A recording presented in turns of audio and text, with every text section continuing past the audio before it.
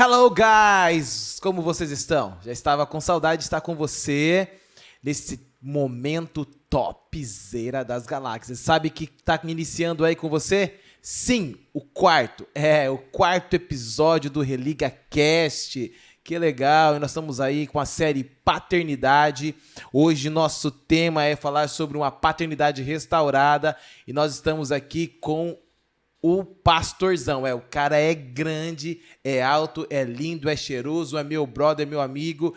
Nada mais que pastor Miguel Ângelo. O brotherzão tá aqui, pastor Miguel Ângelo Castro de Oliveira. Seja muito bem-vindo, meu brother. Que legal estar com você, falando sobre paternidade. Um filhão grandão, lindão, bonitão. Vamos trocar ideia. Se apresenta pra galera aí, dá um oi e vamos que vamos. Beleza. Obrigado, pastor Wesley. Bom estar com vocês aqui nesse Religa Cast. A gente vai estar falando sobre paternidade, numa conversa bem descontraída, e espero que você seja profundamente abençoado, assim como tudo promete que aqui será. Deus te abençoe. Que da hora, mano. Como é bom estar aqui com você. Meu brother, meu amigo, paizão. Pai, avô também. Avô do Bernardo, pai do Leonardo e da Natália, casado com a doutora Adelândia há 32 anos. E estamos aí. E tem mais ainda. Opa, não dá spoiler, senão a galera já vai querer saber mais. Exatamente. Mas tem que colar com você, né? Andar com você pra conhecer mais um pouquinho desse paizão maravilhoso. Uhum. E, mano, eu queria começar assim, eu gostaria que você falasse um pouquinho assim, o que é paternidade pra você? Quando chega assim, claro que você já tem um know-how de pastoreio. Pastor Miguel tá com a gente, tá caminhando com juventude, já pastoreou igreja, já tratou com adolescente, com criança, com jovens, com adultos. Mas o que é paternidade pro pastor? Como que o pastor definiria assim? Falei, mano, paternidade, e é isso. E a gente vai desenrolando esse bate-papo aqui. Olha, pastor, interessante que esse assunto paternidade é muito distorcido, né? Porque o que se mais vê hoje em dia, por assim dizer, acho que foi até o Rogerinho falou sobre isso daí, de ter pais vivos, mas mortos no que diz respeito ao relacionamento, né?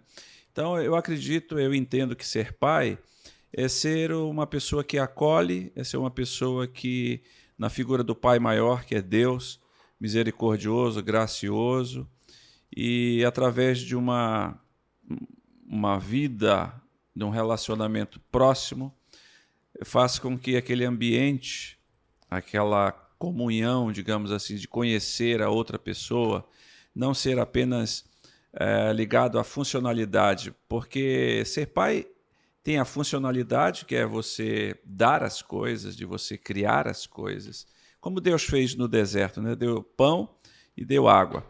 Mas em Jesus partiu para um outro ponto, que não é mais da funcionalidade, é ter Deus como relacionamento.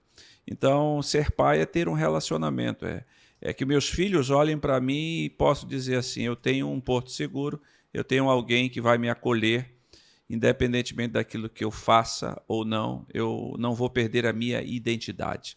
Eu vou reconhecer que ele me reconhece como um filho, né? Então, ser pai é aquele que reconhece a identidade de um filho e o acolhe. Porque sabemos nós que nós não somos perfeitos, né? E Deus nos acolhe não por aquilo que nós somos, mas por aquilo que Ele é e por aquilo que Ele vê em nós. Ele já vê em nós aquilo que Paulo disse lá em Filipenses 1,6, né? Aquele que começou em vós a boa obra vai vê-la completa até o dia de Cristo. Então Ele está me vendo já completo em Cristo. Ô, pastor João, você falou algo interessante, que Deus, né, como Pai, ele já vê em nós a identidade. Sim. Então Deus, ele já... E aí você colocou uma interessante... Eu venho aqui pensando nessa parada. Poxa, se Deus, ele já vê em nós a nossa identidade, então o próprio Pai já vê em nós a filiação sobre nós. Exato. Então, assim, você olhando, né, para esse know-how de vida, essa caminhada e tal, hoje você é um pai bem-sucedido, um pai com 2 filhos, tempo que você falou, agora sou vozão, pá, curtindo o Bernardão, e falando assim, eu vinha no caminho, vinha pensando, cara, eu fiquei maravilhado quando você tava ali com seus familiares, seu filho, e no momento ali do batismo do Bernardo, e você trazendo aquela bênção, declarando as bênçãos sobre aquela criança, aquele bebê, eu falei, cara, e aquela alegria, né, estampada no seu rosto, e eu acredito que foi muito assim, muito top pra você aquele momento, e aquela bênção, né, derramada. Você podia repetir um pouquinho aquela bênção sobre seu neto, e acredito que você tem derramado sobre os seus filhos. Interessante, pastor. Eu leio voltando um pouquinho, paternidade é um negócio tão sério na Bíblia, que no final da palavra, digamos assim, a última palavra do Velho Testamento, que foi no livro de Malaquias, quando termina Malaquias, a gente tem o que a teologia chama de silêncio profético, 400 anos de silêncio em que Deus não fala. E a última palavra que Deus fala no Velho Testamento é justamente sobre pais. Olha só. Diz assim Malaquias capítulo 4, verso 4 em diante, dizendo o seguinte: lembrai-vos da lei de Moisés, meu servo, que eu lhe ordenei em Horebe, para todo Israel com os estatutos e juízos. Eis que eu vos enviarei Elias, o profeta, antes da vinda do grande e terrível dia do Senhor. E ele converterá o coração dos pais aos filhos, e o coração dos filhos a seus pais, para que eu não venha e fira a terra com uma maldição. O que acontece?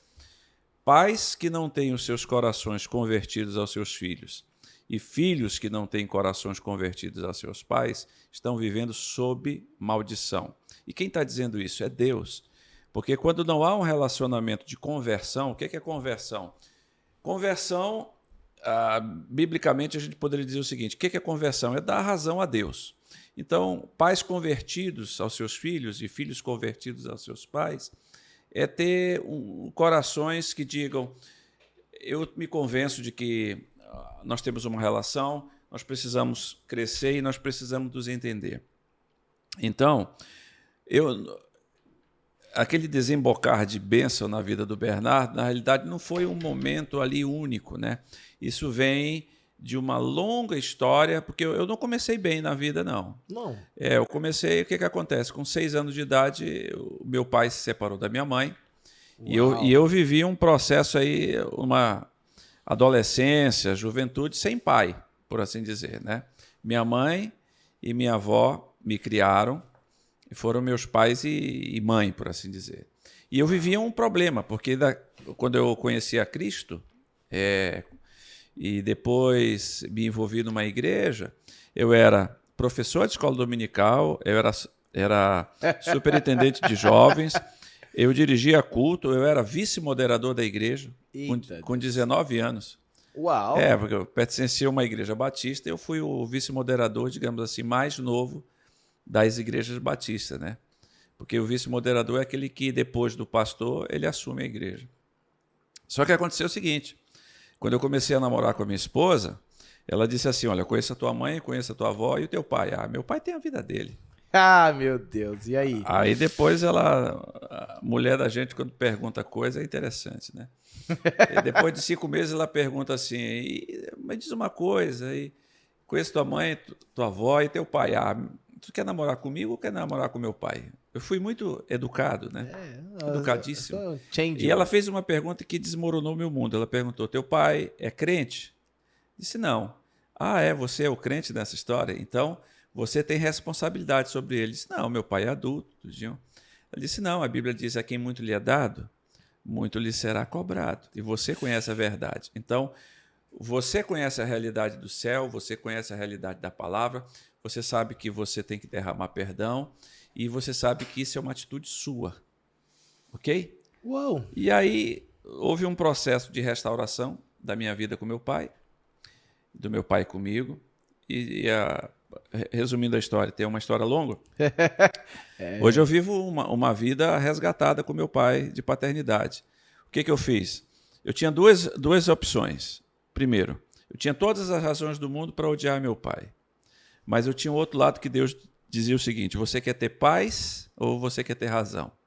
Eu disse: eu quero ter paz, então você perdoa. O que é perdoar? Perdoar é jogar no ar.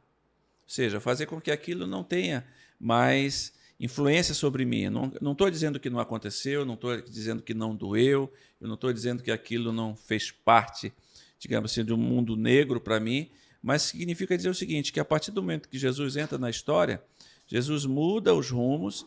Então, esse caldo todinho veio desembocar justamente naquele dia do batismo do meu neto, que eu olho e vejo a graça de Deus restaurando esse conceito de paternidade, porque quando eu vejo na Bíblia dizendo o seguinte, honra teu pai e tua mãe, honrar pai e mãe não é dizer apenas bença pai e bença mãe. Honrar pai e mãe no hebraico é pesar. Eu pegar, vamos supor, esse celular e olhar, poxa vida, aqui tem uma fissura, interessante. Ah, tem uma raladinha. Honrar pai e mãe é pesá-los e verificar que eles só deram aquilo que eles receberam. Uau! Entendeu? Isso aí. Os meus pais só deram aquilo que eles receberam. Então, honrar pai e mãe é melhorá-los na minha vida. É quando alguém olhar para o Miguel e dizer, mas ele não é filho do Jonas e da Dona Joia?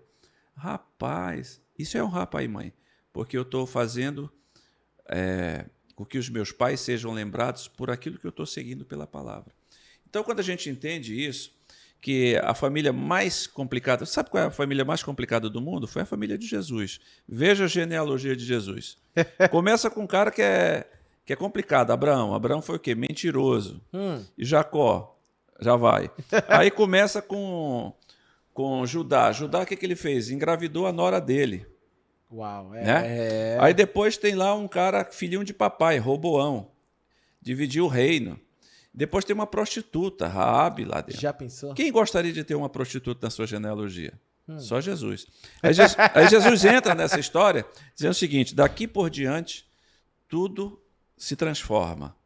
Não importa o caldo que você recebeu, importa o que a graça vai fazer com esse caldo e transformá-lo em substância para que possa frutificar o reino de Deus. Você falando em caldo, no seminário, quando algumas vezes a gente tinha ali um momento de caldo, e sem falar assim, mano, você falou que assim que o caldo muda, né? A graça é o caldo. E sem falar assim, cara, a vitamina tá no caldo. Sim, sim. E aí quando você foi assim, esse estalo, cara, a graça de Deus vem sobre a vida, sobre a nossa vida, e a gente pode partilhar dessa restauração, dessa manifestação, e olhando, né? Você falou assim, esse gap de 19 anos, né? Basicamente foi. Né? E Deus supriu isso daí. Porque o que acontece também, pastor Wesley, é que eu não sou responsável pelos atos do meu pai e da minha mãe, eu não sou responsável pelos erros e acertos do meu pai e da minha mãe, mas eu sou responsável por aquilo que eu gero no meu coração em relação a eles.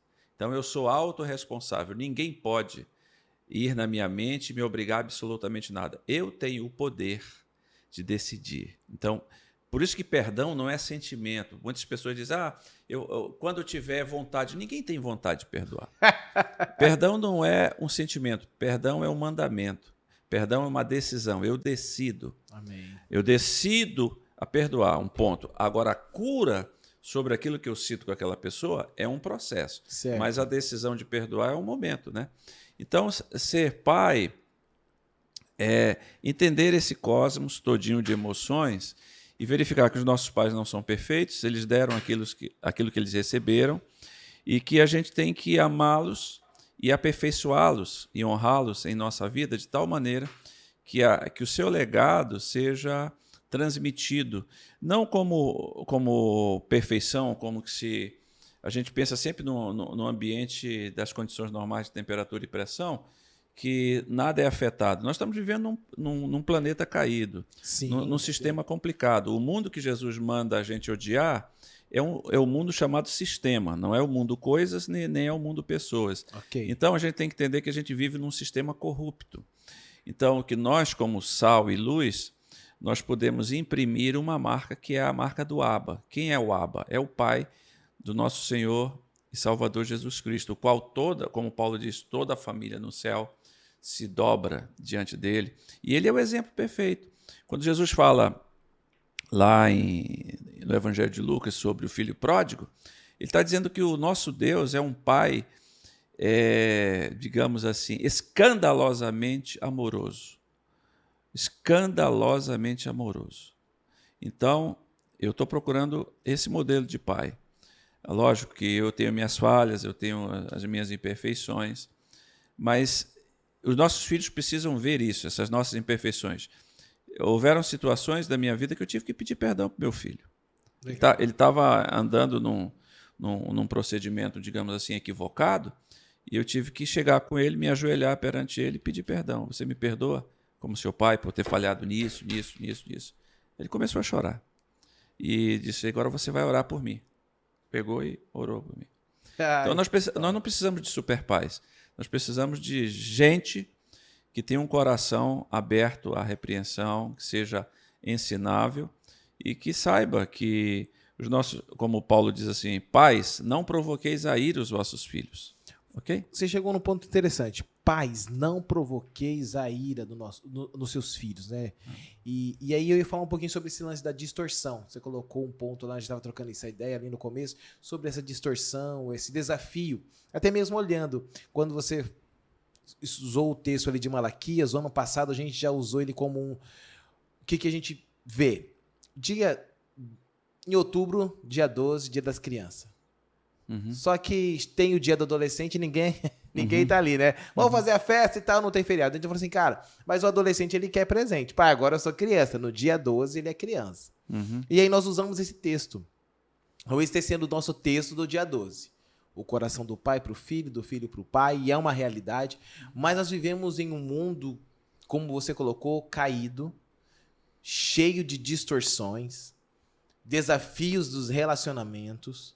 E você, como que o pastor conseguiria assim, nos ajudar e pedir e transmitir para essa galera, perceber alguns pontos de distorções dentro dessa relação do pai e filho?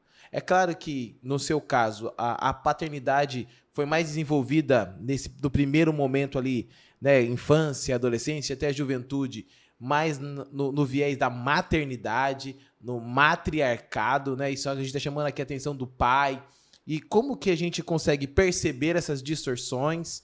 E de fato, nós temos visto que a solução é em Cristo, mas como que a gente... Qual toque você poderia falar assim, cara, olha, pai, se liga aqui, toma esse cuidado. Um ponto que você já jogou que foi legal. Cara, você reconheceu como pai, olhou para o seu filho e falou, opa, o lance ali não é somente ele. É claro que ele tem, como você colocou, ele tem a responsabilidade pelos atos, pelas decisões, mas por que ele tomou aquela decisão? Uhum. E aí... eu vejo o grande lance hoje em dia é que os pais querem criar filhos com regras. Uau. E esquecem que nossos filhos não precisam de regras, nossos filhos precisam de princípios. O que são princípios? Princípios são bases, são conteúdos internos que nos direcionam como uma bússola onde nós estivermos. Por exemplo, você não vê na Bíblia escrito dizendo o seguinte, não acessarás para ti sites de sem-vergonhice do tipo www.playboy.com.br. Mas você vai ver nas Escrituras, sede santos porque eu sou santo. Aquele que professa o nome do Senhor, afaste-se da iniquidade. Então, os nossos filhos, nós estamos numa geração conectada. Nós temos uma geração que está plugada. Ela sabe o que está acontecendo. Eu sou da época da Barça e da Mirador, pastor. Que eu tinha que ir para a biblioteca para pegar e ainda tinha o livro do ano. Hoje um adolescente pega um celular, sabe o que está acontecendo do planeta Terra instantaneamente. Então nós temos que ter uma mentalidade que nós temos que criar os nossos filhos para o mundo. Porque o X da questão não é o que nós estamos falando para os nossos filhos quando eles estão presentes. O X da questão é qual a decisão que eles vão tomar quando nós não estivermos presentes. E aí que vai a situação do princípio. Qual é o princípio? Eu não vou, como José disse, eu não posso deitar contigo, mulher de Potifar, porque eu vou pecar contra o meu Deus, ou seja, eu tenho uma bússola que me guia, que é o meu Deus, e não posso pecar contra o meu Senhor, ou seja, eu tenho uma ética que eu não posso quebrar. Então, o que José tinha? José tinha princípios, ele não tinha regras. Não é que eu não estou dizendo que não tem que ter horário para comer, não tem que ter horário para chegar em casa, não tem que ter horário para tomar banho, não é isso que eu estou dizendo. Estou dizendo que os nossos filhos precisam entender princípios. princípios. Porque quando você fecha muito, deixa tudo apertadinho, você vai, numa linguagem mecânica, o parafuso vai estourar.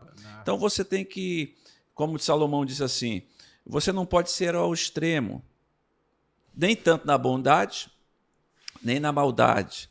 Você tem que trafegar no centro. O que é isso? Não é que Salomão está fazendo apologia da bondade e nem mandando você ser mal. Yin Yang, né? O Yin Yang. Ele está dizendo o seguinte, na sua vida tem equilíbrio. Seu filho está pedindo para ir para o cinema com um amigo. Ok, de onde é que é esse amigo? Você conhece... Uma coisa interessante, os pais não conhecem os amigos dos filhos. Uau! Não conhece. Ele não está no mundo dos filhos. Ele não conhece como é que está o ambiente. Então, como é que ele trafega, ele né? não trafega nesse ambiente? Por quê? Por algumas razões. Ou porque ele é ignorante. Ignorância não é pecado. Ignorância é você permanecer na ignorância. Né? Agora, vai braba. Então, segundo, você tem que saber com quem seus filhos estão se relacionando. Você tem que ser o melhor amigo. Olha, se você não for o amigo do seu filho, alguém já disse que o traficante adota. O traficante vai ser o pai que você não é. A prostituta vai ser a pessoa mais interessante que ele vai poder, digamos assim, ter um prazer que ele não pode ter de uma comunhão fraterna em casa, ele vai procurar fora. Então, é tudo aquilo que pode completá-lo. Então, ele vai ter algo distorcido. Então, eu vejo que os pais têm que ser amigos dos seus filhos. E não espere perfeição dos seus filhos. Você não é perfeito. Deus não se relaciona com você pela perfeição. Ele se relaciona conosco por uma decisão. Deus decidiu nos amar em Cristo. E por causa desse amor nós somos aperfeiçoados. Então não crie assim ambientes daquele mundo de Bob, de que meu filho é perfeito, meu filho está aqui, papapá. Não, seja realista, seja amigo dos seus filhos, dose as situações, não seja religioso ao extremo, diz, isso daqui não é bíblico, etc. E tal. Seu filho sabe diferenciar aquilo que é profano e aquilo que não é. Porque o primeiro exemplo que fala mais alto é outra coisa que eu aprendi também, pastor. Já, uma coisa entra a outra. Vai conectando. Você quer ser um bom pai para os seus filhos? Ame a mãe dele. Uau! Você quer ser bom pai para o seu filho? Ame a mãe dele. Porque se ele não ver, ou se ele não vir que você ama a mãe dele, tudo mais é só, digamos assim, enchimento de tripa. Porque tudo que eu digo, vai para a igreja, faça isso, faça aquilo outro. Se eu não amo a mãe dele, eu sou incoerente. Então a primeira coisa que ele vê é o seguinte, como é que ele trata a minha mãe? Você falou uma coisa interessante, já ajustando assim, melhorando o foco, já que a gente está trabalhando essa questão da distorção, né? E vamos melhorar o foco dessa ideia. E achei interessante, porque assim, nós estamos diante na infância, vamos tentar fazer aí uma retrospectiva na infância, Léo, né, a sua filha, o nome dela mesmo? Natália. Da Natália. Na infância você lembra que era mais, falava, filho faz isso, filho fala, filha pega aqui, faz ali, era muita condução da fala, muito pelo ouvido. Querendo ou não, chega na adolescência e também a juventude, parece que eles passam a usar muito mais os olhos. Sim. Ver. Sim. E aí? E esse eu acho que é o grande desafio. Porque nós gostamos, às vezes, muito de... acho que vai chegando uma faixa etária, acho que até mesmo dentro da paternidade, que nós aderimos muito à audição como a via do ensino. Sendo que vai chegando o momento que a galera quer mais ver do que ouvir. Como se ouvisse pelos olhos. Aquela a sua instrução, aquele seu ensino. E você compreende, ou talvez você tenha assim, essa ideia que essa distorção tem sido por conta desse lance, faça o que eu falo, mas não faça o que eu faço? Sim. Por isso que uma vez uma mulher contou a história de que o marido dela estava pregando na igreja, como, não, faça isso com a sua mulher, não sei o quê, com seus filhos, aí viram a mulher trazendo um monte de mobílias, né? sofá, cadeira, casa, e disseram, o que está acontecendo aqui na igreja? Não, porque eu quero morar aqui nesse lugar com este homem, porque este homem não é o lá da minha casa. Eita! Entendeu? Então, eu acho que os nossos filhos, eu entendo que os nossos filhos, a gente não tem uma receita de bolo, entendeu? Ok. É tipo assim, nas estações de rádio, a gente tem FM e tem AM, frequência modulada e amplitude modulada. E comunicação não é aquilo que eu falo, é aquilo que você entende. Então, uma coisa que eu falo para o meu filho, Leonardo, é diferente que eu falo para a Natália. Entendeu? Ok. Então, a primeira coisa que tem, seja amigo dos seus filhos e fale com ele a linguagem que ele entende. Por exemplo, com a Natália, poucas palavras. Com o Léo, às vezes, eram muitas palavras e mostrando a presença. E teve algumas situações que ele teve que receber uma, digamos assim, uma palmada boa. Entendeu? Você apresentou o diálogo para ele? Naquela época não tinha um diálogo, né? O diálogo é mais recente, né? Ai, meu Deus. Lá em casa tem a Dice. Lá a galera já conhece lá. O diálogo que ele está falando, galera, é um bastão de beisebol que eu tenho, feito de maçaranduba, que pesa 3,8 kg. Aí você pergunta, para que você serve isso? Isso é para dialogar. Então, toma cuidado, hein? Você que tiver, quem sabe, vacilando, talvez seu adolescente, brotherzão, você que tá assistindo, cuidado que talvez sua mãe ou seu pai vai adotar o diálogo. E aí quando ele fala assim, dependendo de como você dá aquela zoada, sabe? Porque assim, você toma decisão, né?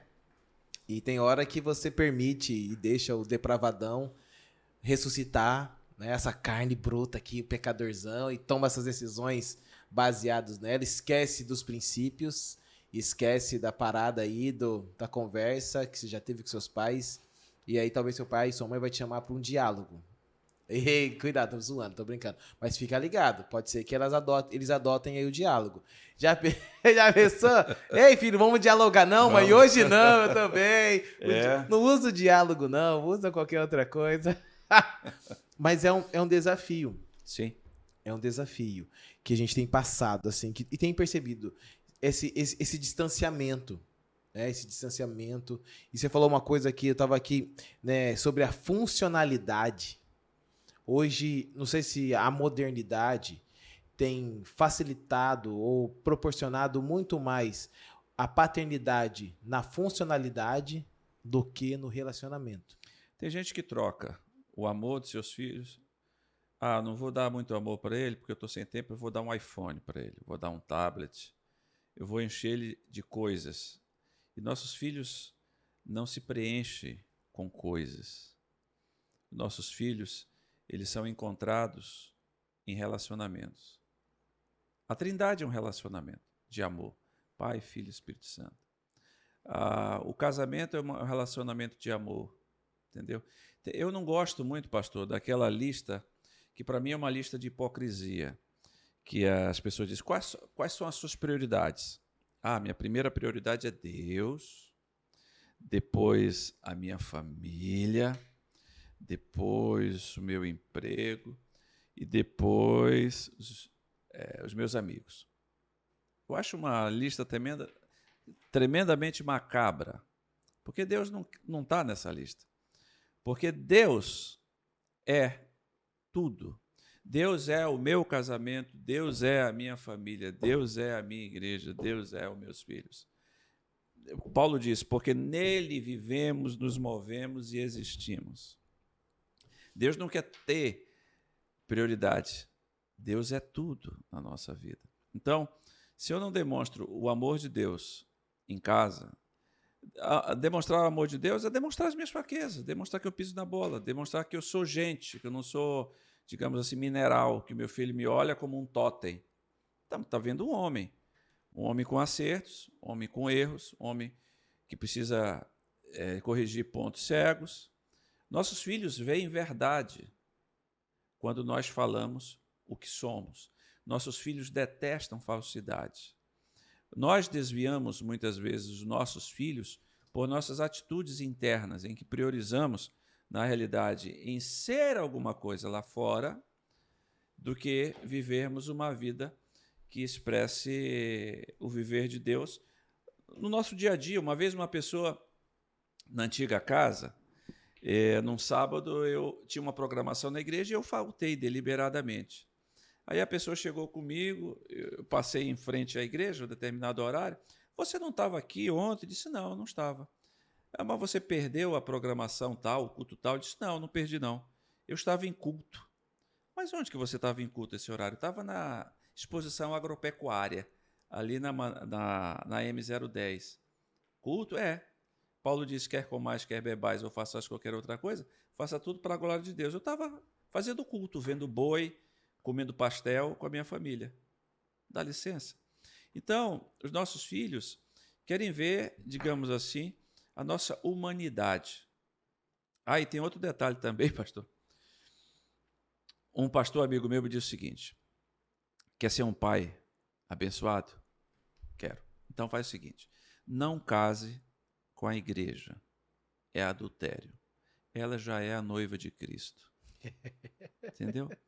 Então, viva a sua vida em plenitude em casa. Em casa. Seja humano, seja claro, seja íntegro, que seus filhos vejam você um homem. Um homem de quê? De valor, de essência, quando erra, mas não projete nos seus filhos aquilo que você gostaria que eles fossem, mas projete nos seus filhos aquilo que Deus quer que eles sejam. Sejam gente, sejam pessoas que vivam de uma maneira natural, não sejam chatos, porque tem pais que criam filhos para serem chatos, porque os filhos são reflexo do pai. O pai é o maior exemplo em casa. Você é, na realidade, um influenciador de ambiente. Você materializa ambientes em casa. Então, qual é o ambiente que você está reproduzindo em casa? Eu fico preocupado com isso. Então, no meu epitáfio, eu gostaria que tivessem as seguintes escritas.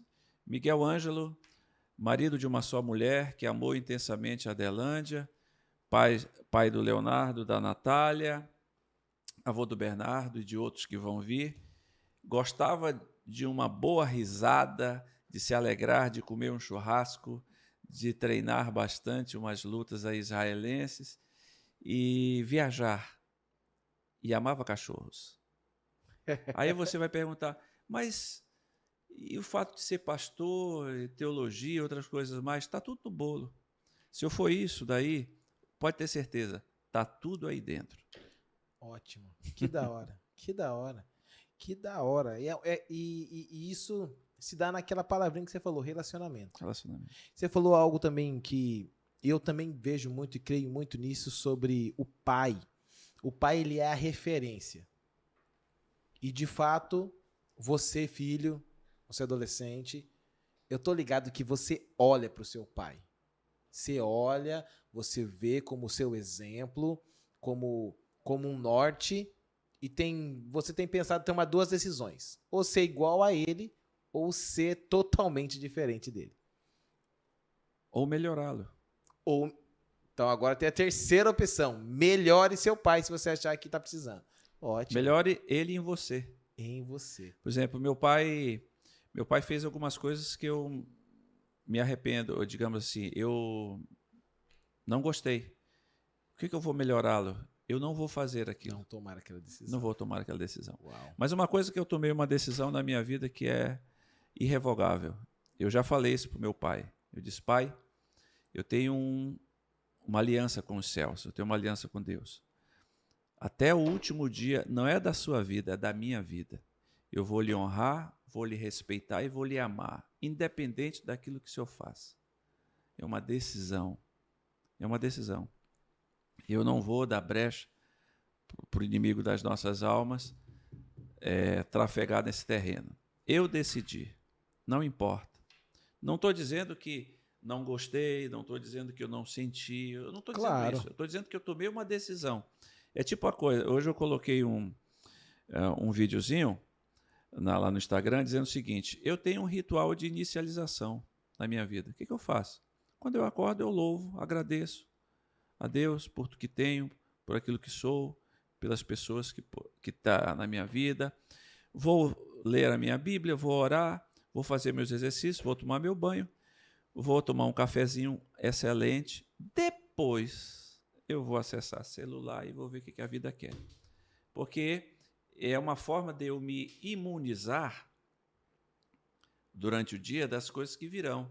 Porque se eu for logo ver as notícias, o que está acontecendo, eu vou ficar doido. Aquilo vai me impregnar e aquilo vira uma energia quântica ao longo do dia. Depois você pesquisa aí o que é física quântica. E vai influenciar você de uma forma muito complicada durante o dia. Então eu tomei essa decisão. Aí as pessoas podem dizer assim, mas e as necessidades, os problemas? Se alguém morrer? Se alguém morrer, alguém vai enterrar por mim. Entendeu? Quando chega um determinado horário, eu vou dormir. Mas se tiver problema vai ter todo dia. Vai ter todo dia. o seu mal, né? Basta cada dia o seu mal. Então, eu decidi ter um ritual de inicialização. É a mesma coisa, pais da família. Eu tenho uma forma de inicializar meus relacionamentos na família. E é dessa maneira. Vivendo a verdade, rindo. Tem gente que não se permite rir. Ou seja, tem um complexo de que a espiritualidade, depois você dito espiritualidade, a espiritualidade é ficar sério, não é rir. Rapaz, eu não consigo. Aí tem uns malucos que dizem assim, quem disse que Jesus riu? É? Realmente, só te diz que ele chorou, né? Pois é, mas diz que ele tinha muitas crianças ao redor dele. Eu não conheço ninguém que tenha criança ao seu redor que seja chato e que não ria. É verdade. Criança não fica do lado de gente chata. Corre, Vai né? embora. Se criança não fica, imagina eu. Se me lembra a minha infância. Ele me lembra tinha um diácono na igreja onde eu servia ao Senhor na minha infância, que era o diácono do terror. Então, assim, toda vez que ele tava na porta, ninguém saía. Você acha que alguém ficava perto dele? Mas aí, eu acho que mas assim, esse diácono acho que sempre vai ser lembrado, né? O diácono do terror. Ainda bem que ninguém chamava ele daquela outra coisa. Não vou falar, não. Edita aí, galera. Não vou falar, não. Eu sei que você já falou, já pensou. Peça perdão, porque ele era... benção de Deus. Mas, assim, interessante essa questão. E voltando um pouquinho sobre a funcionalidade, sobre esse tempo, sobre você não permitir. Você não permitir que as experiências reverberem na sua experiência. Sim. Né? Meu pai fez, não curti, né? Como você falou, eu senti a dor, senti as emoções, mas não permitiu reverberar na sua paternidade. Sim. Né? No seu cuidado. Sim. E é interessante que isso é posição minha. Sim. Eu tenho que tomar essa decisão. Eu decido. Eu faço, eu falo, eu tenho que caminhar e trazendo essa questão assim. Agora vamos voltar aqui para a questão das suas experiências, é claro, mas pensando pro adolescente, pro adolescente que está ouvindo. Como que você... Vamos tentar trazer um pouco a memória, assim. Como que foi essa caminhada, essa lida, né? Esse desafio de... ali já como servo de Deus, e a AD ali fala assim, aí, mano, você é o cara que tem a verdade, você encontrou Jesus, e como que foi vencer esse desafio? Tomar essa decisão de falar, cara, eu tenho que voltar com meu pai, porque daqui a pouco eu vou ser pai também. Como que você conseguiu lidar com, claro, já tendo que vencer as frustrações, as dores, talvez as distâncias, e ali chegar a liberar o perdão, porque, como você já colocou, perdão não é sentimento, é uma tomada de decisão, mas você precisou ali da graça de Deus, né? O caldo daquela engrossada, daquela melhorada, pegando essa substância. Mas assim, como que foi essa parada de restaurar-se para ter num futuro, hoje, dois filhos lindos, o Léo já casado, a Nath aí já nesse caminho, e já com neto, agora vai ser aquele momento de, né, galera, o vovô babão, que eu lembro que, nossa, estava mais alegre do que o filho, né? Mas assim, como que foi esse processo? Porque como você falou também, não é da noite pro dia, né? Não. A primeira coisa é você entender que você está guardando um esqueleto na sua vida. Porque Jesus não tem problemas com esqueletos na nossa vida. Ele deseja com que a gente o chame para recolher esses esqueletos e ele vai sempre falar para a gente: eu estou com você, vamos entrar nesse quarto escuro. Então eu pedi para, olha, Jesus, eu tenho um esqueleto que é meu próprio e me faz bem vestir essa roupa de amargura, de ódio. Eu tive que confessar isso para Deus. E disse, olha, se depender de mim, eu não quero largar, não. E o senhor pode fazer alguma coisa? Aí ele vem e diz, olha, vamos entrar nesse quarto e vamos trazer luz para esse quarto. E foi feito isso daí. Pô, e outra coisa, uma consciência de que eu não sou culpado por aquilo que aconteceu. De maneira nenhuma. Uau. Não sou culpado. Eu não sou, digamos assim, vítima. Mas eu posso ser um ator nas mãos do Eterno para fazer uma outra história. Uma outra história. Uma outra história.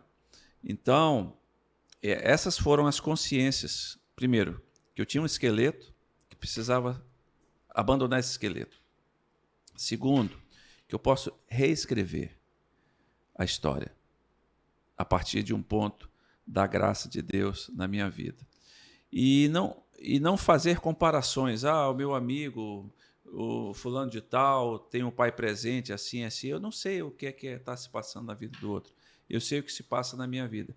Eu sei aquilo que Deus fez na minha existência a partir do momento em que eu constato uma realidade e digo para Deus, Senhor, só a tua graça pode fazer isso daí, pode mudar.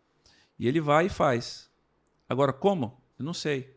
Faz igual o João Grilo lá do Alto da Compadecida. Eu não sei, só sei que foi assim. Deus vai e faz.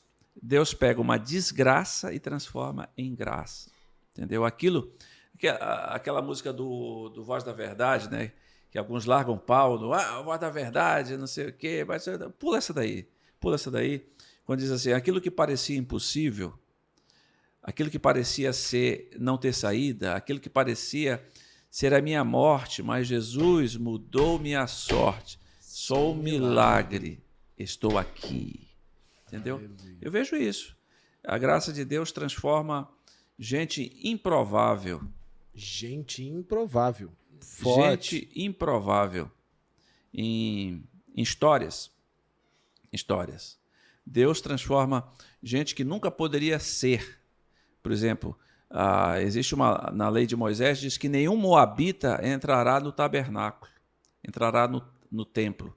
Mas Deus pega uma moabita chamada Ruth e faz pertencer à genealogia de Jesus. Porque pela graça, tudo é possível. Entendeu? Aí você diz, mas como? Vai reclamar com ele, com andar de cima. Ele que faz essas coisas. Então, eu só vejo Deus, dessa história todinha, eu só vejo Jesus dizendo, eu estava contigo em todo esse processo. O dia mau é teu, mas o homem que eu queria forjar para a história é você e vamos seguir em frente. Cara, eu estou achando bem interessante esse viés que a gente está levando da nossa responsabilidade. Sim. Por quê? Realmente, mano, o que aconteceu, quem fez, quem agiu, quem tomou decisões, quem feriu é responsável por aquilo que fez. Uhum. E eu, que participei daquele enredo, preciso ser responsável da minha resposta. Exato. E hoje nós estamos diante de uma situação de desafio, de uma paternidade, de pais que tem que ralar, às vezes, três vezes mais, para querer, aí vem aquele outro, voltam de novo sobre a funcionalidade, o que eu tenho que dar pro meu filho, como que eu tenho que dar. Uma outra coisa que você colocou, tem as comparações, né? Pô, o pai do fulano, o pai de ciclano e a casa de A, casa B. Não estou dizendo aqui que você não pode fazer planos, não possa querer crescer, desenvolver, mas algo que tem vindo assim na minha cabeça é essa questão do ser relacional. E o que você falaria? Qual seria a sua palavra, a sua mensagem para o adolescente hoje? Que talvez está vivendo essa realidade. Poxa, E talvez a incógnita dele, ou a pergunta, ou o olhar dele, o jovem, a galera que tá nos assistindo, ele fala assim, pô, mano, a culpa é dele. A tendência hoje é síndrome de Eva. Síndrome de Adão. Ai, Deus, foi a mulher que você me deu, velho. Pô, se o Senhor não tivesse olhado do céu, me visto aqui sozinho, né, e não ter mandado Eva, estaria de boa, de bobui aqui. Mas aí olhando para essa questão, que hoje você tem sido aqui um pastor de juventude, estamos parceiro aí caminhando juntos, já pegando essa galera do nível universitário para cima, tem sentado com eles, talvez tenha chegado, pô, mano, a culpa é de fulano, a culpa é de ciclano. Eu acredito que você já tem pegado o diálogo e escrito assim, ó, a culpa é sua, velho. A culpa dele fica pra ele. Mas o que você... Aí, como que a gente pode trazer... Porque, assim, há 3 episódios atrás, nós falamos sobre essa questão da orfandade. Falou, pô, seu pai não recebeu. Mas hoje você pode gerar nele aquilo que você quer receber. Então, ensina ele a amar, ensina ele a abraçar, ensina ele a beijar, a estar com você, a conectar. Depois nós falamos sobre essa questão de que essa ação Deus já faz por nós. Fomos adotados, né, abraçados. E na semana passada nós estávamos falando aí sobre esse amor. E você trouxe de novo aqui que tem que ser regado por esse amor, aonde o pai ama a esposa, já mostra ali essa essência, e aí vem agora esse lance. Como que você traria uma palavra para esse adolescente, para esse jovem? Fala, mano, toma essa decisão certa, reveja. Como seria essa parada assim com essa galera? Eu vejo o seguinte, primeiro, entenda quem é seu pai e sua mãe. Você tem que conhecer a história deles, saber o porquê, qual foi o ambiente, o que se passou na vida do seu pai e da sua mãe. Não olhem o pai de vocês como uma fotografia apenas do momento. Vejam que aquilo que está presente ali é um resultado de um processo. Esse é o primeiro ponto. Segunda coisa, decida em Deus honrá-lo. Honrá-los é o quê? Pese, veja as circunstâncias que os seus pais se inseriram na sua vida e de que maneira, né? Terceiro, tome uma decisão de, conforme diz a palavra de Deus, amar os seus pais. Amar os nossos pais não é abonar os erros do pai. Amar os pais é dizer, pai, eu vejo no Senhor uma autoridade, vejo no Senhor alguém que não somente me gerou, mas é responsável pela minha vida e deu o melhor que o Senhor podia até então, porque o Senhor só deu aquilo que o Senhor recebeu e os recursos que o Senhor teve. E ter um coração convertido. Coração convertido é um coração que seja capaz de chorar, que seja capaz de falar para o pai o que está se passando. Porque uma coisa é certa, meus filhos não são meus amigos. Eu não sou amigo dos meus filhos. Eu nunca fui amigos. Eu sou pai. Eu sou uma outra categoria. Amigos não acordam de madrugada para dar remédio e nem pegar dinheiro e fazer qualquer coisa. O pai faz. Então, não me rebaixe a um nível que eu não sou. Eu não sou seu amigo, eu sou seu pai. Então, eles têm que ver que o pai é superior ao amigo. Muito, muito, muito. Ele dá a vida, né? Dá a vida pelos filhos. E ter um ambiente em que a graça de Deus se permita haver erros em casa. Por incrível que pareça, a graça me permite errar.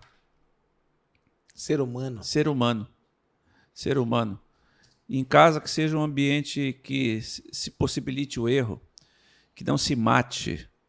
Porque às vezes a gente não mata com arma de fogo, nem com arma branca, mas a gente mata com palavras, a gente mata com rancor, a gente mata exilando emocionalmente, a gente mata jogando na cara, eu te dei tanto dinheiro para ter o que eu tenho agora. Isso daí não é não é ser pai, isso daí é ser carrasco. São os abusos, né? São os abusos, né? E tem que olhe para o seu filho como Deus olha para você, né?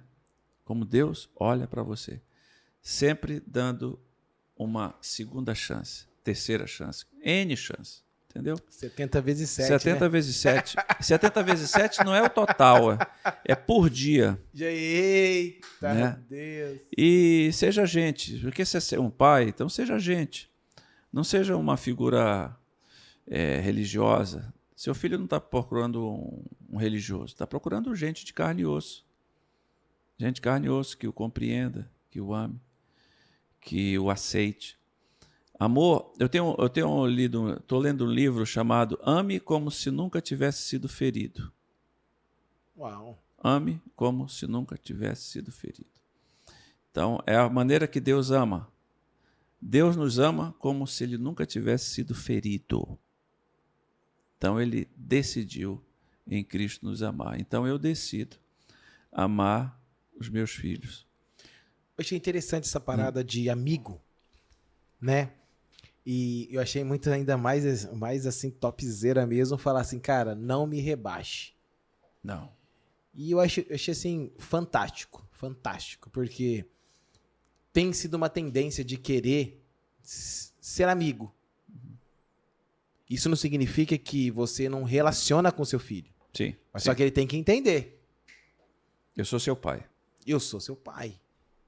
Exato. E só que ainda tem esse conflito. Não, mas eu preciso ser amigo do meu filho. Isso não interfere o relacionamento. Sim. E eu achei genial agora essa parada. Você fala assim, caraca, mano. Porque às vezes a gente tem a tendência de querer ser mais o brotherzão, né? E aí vem aquele, voltando lá no início, aquele viés, né? Ou eu sou muito liberal, ou eu sou muito carrasco, ou eu deixo demais, ou eu não deixo nada, né? Ou eu sou amigo, ou eu sou o pai. E agora sim vem um insight. Filho, eu sou pai. E essa colocação, cara, qual amigo seu que quando você tá doente, quando tá com Covid, quando você tá zoado, vai estar aqui? Quem que te dava... Quem que limpou a sua bunda? Exatamente. Quem que tá... Quem que não dorme? Por mais que é você que quer acordar, mas quem não tá dormindo às noites, te esperando para abrir a porta, sou eu. Sou eu. Exatamente. É a preocupação de onde você está. Exatamente. E, cara, é um desafio. Eu acho que o cerne de hoje e que nós precisamos de uma restauração da paternidade é nos relacionamentos. Exatamente. Nos relacionamentos. Estamos chegando aí já no finalzinho. Voou a hora. Foi topzera. Bom demais. E eu gostaria que você deixasse um recado pra galera aí. Pros pais, pros adolescentes. Ok. Você que é pai, que está nos ouvindo agora, o meu pedido para você é que você seja gente boa de Deus, que olhe para o seu filho, não como um religioso, não como perfeito, mas olha para ele como Deus olha para você, com oportunidades, com graça, com misericórdia, e que ele possa andar com você sendo uma pessoa transparente, que não precisa vestir uma máscara para falar com você. Ele possa olhar nos seus olhos e chorar, se alegrar e reconhecer você uma pessoa de carne e osso. Você é adolescente que está nos vendo e ouvindo, seja alguém de princípios, não abra mão de princípios. Honre a Deus sobre todas as coisas, honre seus pais, seja aberto com eles, procure saber da história dos seus pais e melhore os seus pais em você. Você vai honrá-los se você melhorá-los em você. E não esqueça disso, que Deus olha para você com graça e com misericórdia. Então também olhe para os seus pais com graça e com misericórdia, porque existe um mandamento com promessa: se você honrá-los, os seus dias serão prolongados na terra. E eu não estou desejando para você 70, 80 anos, não. Eu estou desejando para você muito mais do que isso. Em nome de Jesus. Uou! Galera, estamos chegando aí ao fim do quarto episódio do ReligaCast com o nosso brotherzão, topzera das galáxias, Pastor Miguel Ângelo. E eu quero que você não esqueça de dar aquele like, velho. De curtir. E eu sei que não foi no início, mas já manda o aviãozinho aí, pega aquela setinha, manda o aviãozinho pra galera, chama os seus amigos, chama o pessoal pra ver essa mensagem, pra ser abençoado, para que o YouTube, a galera, dispare aí esse conhecimento, esse momento com o pessoal, para que você possa abençoar outras vidas, assim como você tem sido abençoado, assim como eu fui abençoado com a presença aqui do nosso pastorzão. Deus abençoe você, fica ligado, envie, compartilhe e curta. Estamos aí chegando ao final desse 4º episódio do ReligaCast com a série Paternidade, e o mês que vem estamos aí. Um abraço, valeu galera!